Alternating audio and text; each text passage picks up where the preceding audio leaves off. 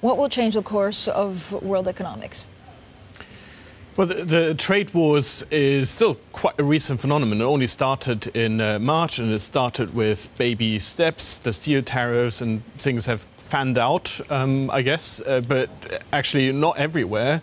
We are still sort of thinking about this remarkable event where Mr. Juncker, the EU Commission President, shows up in Washington, and suddenly, at least for Europe, further trade wars seem to be off the cards, at least for now. So it's a murky picture. There's a lot of uncertainty. We expect that to impact investment, but perhaps in a somewhat uneven fashion around the world. So I think what we're seeing at the moment is global growth overall is still strong, but we're seeing a lot more heterogeneity around the world. Some countries doing extremely well, the US, for instance, others resilient, and we see some which really fall off a cliff at the moment. Okay, but what's the likelihood that actually the China-US spat escalates and derails, global economic growth?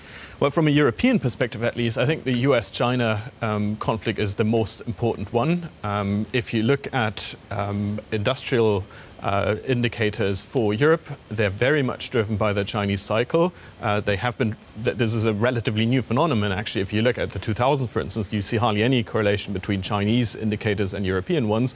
But this cycle, since the global financial crisis, China is really the driver of the industrial cycle in Europe. And I think that's what we're seeing at the moment. This downturn, for instance, in Germany and across the Eurozone at the moment, that's driven by China. So if China now faces headwinds, strong headwinds, not just from the domestic imbalances that they have, but also from US trade wars, that's a real concern for Europe, and that's probably a much bigger concern than direct confrontation with the US, auto tariffs, these sorts of things.